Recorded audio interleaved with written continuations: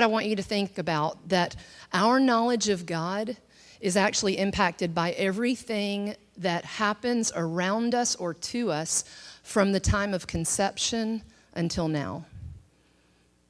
Now, they say that our personalities are fully formed. Most people believe by age 5. Some say 7. So it's like, all the parents in the room, oh no. So they say that our personality is fully developed. And so all of these things that are happening to us, like if your mom had a lot of fear when you were in the womb, that would impact you. Now, this is not to blame. This is not to shame. It's not anything like that, but we want freedom, right? We want freedom, so we want to be able to look back and go, wow, I never really understood where that, like I've always wrestled with fear, but I didn't actually know where it came from because I can't look back into my history and remember anything that would have caused fear in me. And so it's good to know those things so that we can know where they come from and like, Lord, how are you going to heal me of this? What does it look like to get free? What does it look like to walk in the fullness of who you say that I am? And so we want to look at those things. So let me just give you a little bit of this brain science. I promise it won't be, it's not going to be like, oh no, this is, but I want to give you just some simple ways of thinking of it.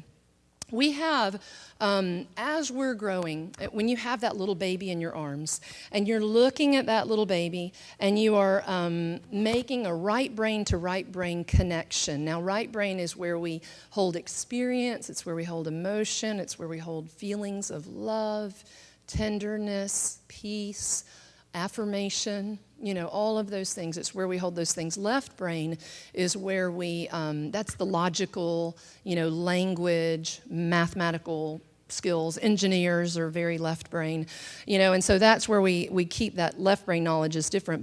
But babies are born very right brain. And so as you're holding that little baby and you're looking into their eyes and looking at them with the message of, I am so glad to be with you.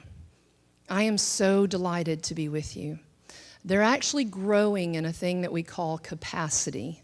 And so they're growing with this capacity for joy, this capacity for love. Now, if the same child is born in a situation where they aren't, held or looked at or delighted to be with, that someone is looking at them or not looking at them at all while they're growing and forming, then the opposite will happen. They will not grow in as much capacity. So they won't have as much capacity for love, peace, joy, kind of some of those things that we're all wanting more of, right? We're all wanting that. Lord, I want more peace. I want more joy. Who would say, no, I'm good on my peace. I've got enough peace. We don't want that. It's like, no, Lord, grow me in that area. Now, this is the cool thing about capacity is it's formed in the front of the brain, and this is a part of you that continues to grow throughout your entire life. Isn't that good? So the tissue that is there in your brain, you will continue to grow. There's a saying that in brain science that they say the neurons that fire together wire together. And so the neurons that fire together wire together. So if you didn't get that as a baby, you don't just throw that, well, it stinks for me. I'm just kind of stuck here. No, we want to form relationships with people and be among people that are truly glad to be with us. That person that you see and it's just like, like when you guys were talking about the community nights that you're having and the bonfire and just all the things that you're doing, as you come together as a community, you guys are healing one another. You're continuing to heal in community with one another. Because this one thing I know about Gateway is you guys are a very loving church. You guys are a very loving church. And of course, you got a mama and a daddy up here, that love well. And that's going to be, the nature. It's, some churches have kind of a definition of who they are. And I know that that's part of the definition of Gateway because I know Mike and Sally and I know what they carry. And so I know that this is a very loving church. And one thing that I've always sensed whenever I've come here is that you guys are family. Like you're really family. You really care about one another. And you stick together and you love one another, well, that is all healing you. See, if you didn't have those things growing up, it's okay, because if you place yourself in a loving community of people who know you, who really know you, and when I say that, what I mean is they need to know the ugly and the good. They need to know the ugly and the good. Now, you don't want to say that, from the microphone, because that wouldn't be stewarding your heart well. But you want to say it to one really safe person or two. You guys have men's groups. That's why you have men's group, women's groups, maybe within the context of those places. But when you say, this is how much I've struggled, or this is what I'm struggling with, and then they're still glad to be with you, it's healing. It heals you. And so we continue to grow in capacity. Now, let me tell you about another concept, and that's the concept of trauma. Sometimes we think, well, I didn't really have any trauma growing up. Actually, I can tell you that everyone in here had trauma growing up. And let me tell you why. We think of trauma as kind of like those big, like I was abused, or, someone died that was very close to me, or I was in this horrible car accident where I was in the hospital for a week, or whatever, or my mom was in the hospital for a week, whatever, that we think of those as trauma. But trauma is really anything that you don't have the ability to positively process. So let me give you an example. There was it was Carl Lehman. Carl Lehman's a psychiatrist.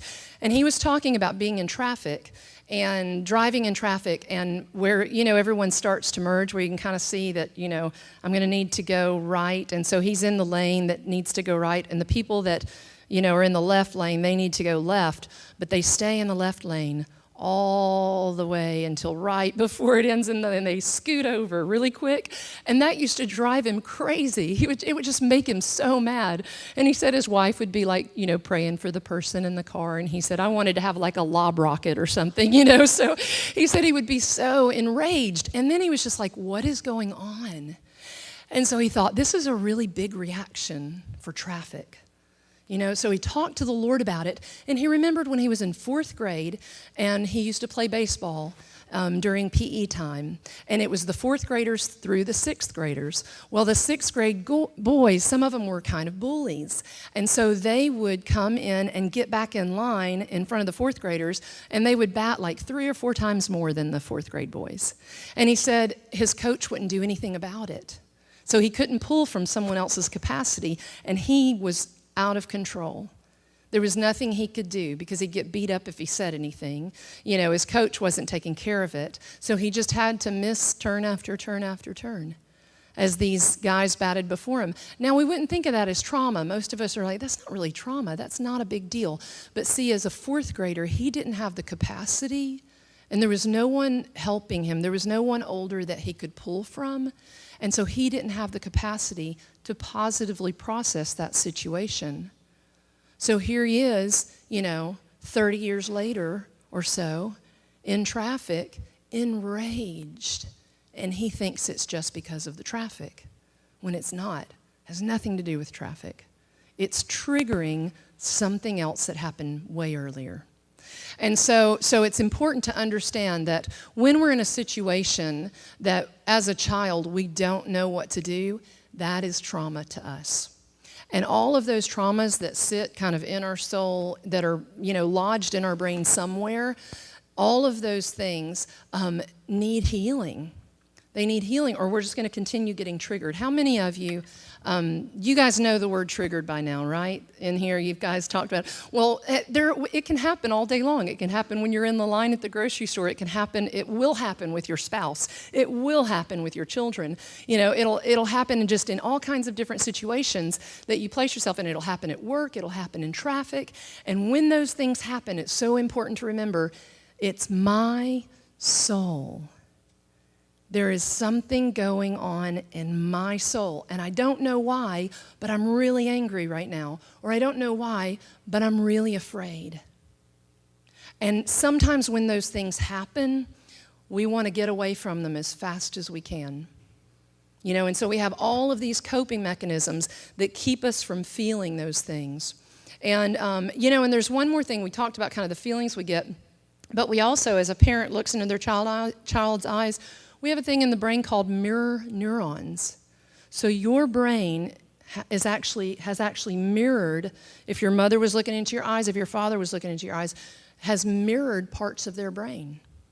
So as you were having this right brain to right brain loop, you were downloading parts of their brain, whether you asked for it or not, right? So again, it's just like we see these things, we have these experiences, and it's like, well, that, I don't want to, and some of us, it's like, I don't want to repeat that. I don't want to repeat that experience. But yet we find ourselves doing it, and it's just like, why am I doing the thing that I don't want to do? It sounds like Paul in Romans 7. And so, and when we get triggered, what happens, I like the way Daniel Siegel does this little hand model, and I think it's really good because he talks about we really do this like loving relationship. We live in peace and calm. We're very, what we call online, and this is a brain model. Say this is a brain model. When we're living from this part of our brain, this is where we're very relational, where we can connect, where we can have relationship and be with one another and be glad to be with them. But sometimes we get triggered. And Daniel Siegel says we flip our lid. And when we flip our lid, we go into another part of the brain called the amygdala, and then like down into this brainstem area. And when we go into that place of functioning, what we're doing is we go into fight, flight, or freeze. So have you guys ever had a situation where you're just like, everything is fine? I'm just like, this is my brain. Everything is fine. And then all of a sudden somebody says or does something, and you just like, you get triggered. You flip your lid, and you don't even know why, but you're defending yourself, or you're arguing, or you're stepping away, or you're, going for chocolate, or whatever it is. But because you're offline, what has happened is you've gone offline. You've gone offline because you've gotten triggered, so you're actually functioning from what they call the reptile brain. You're functioning from the part of the brain that you were born with that had all of these implicit memories, all of these things landed there, and you're functioning from that part of the brain, and you're offline. And so we're wanting to come back to this place of relationship. And we're wanting to, see, the thing is, when we get triggered into these places, we don't want to dismiss it and work really hard to come back. We want to be healed of whatever just got triggered in that. What is that lie that we're believing? What is that thing? And so I want to talk to you in that about the orphan heart. I want to talk to you about the orphan heart and how it develops. A little bit of my testimony. And since I've got until 2:45, I'll be able to, share that for about an hour and a half. But a little bit of my testimony. I was born in Atlanta, Georgia. My mom was born and raised in Brazil. My father was born and raised he was born in Texas, raised in Alabama. So it was not a match made in heaven. And it was a very difficult marriage. My father was an alcoholic, and my mom struggled with a lot of depression. And didn't really know how to connect as a mom. So growing up, I felt like I had one parent, and that was when my father was sober. So when I had sober dad was my good parent. And that was very short-lived because most evenings he would leave, and he would go and he would go to the bars, and he would get drunk, and sometimes he would come home and sometimes he wouldn't. Well, with that, growing up in that situation and atmosphere, by the time I was 5 or 7 and my personality had formed, I believed that I was the most detestable creature on the planet. And I just thought that I was bad and I caused pain. And this is why children are egocentric. What that means is, as my little personality was forming, I was believing that everything around me had something to do with me. So if my dad has to leave and drink, it must be because I'm a bad little girl. If my mom can't look at me or speak to me in kindness, then, I'm really detestable. And then I had a little brother who was born with Down syndrome who passed away when I was 5 years old. I was the first one that saw him having a seizure. I was playing on the floor with him. So somehow I took ownership for that too. When I was a week before my 8th birthday, my father, we had a small private plane. He was an architect. He went to a bar and he got drunk and he took up the plane and he crashed that night. And when he left the house, he and my mom were in an argument because my father was going to take me to the library, and I wouldn't wear a dress to the library. I had on my holy jeans, which was, as a tomboy because I followed my sober dad everywhere. And so I was a tomboy. And so when we were going to go to the library, and my mom wanted me to wear a dress. So my mom and I began to argue. My dad got angry. He walked out the door. I ran out the door chasing him, yelling for him to come back. It was the last time I ever saw him. And so all of my life until I was in my 30s, I believed it was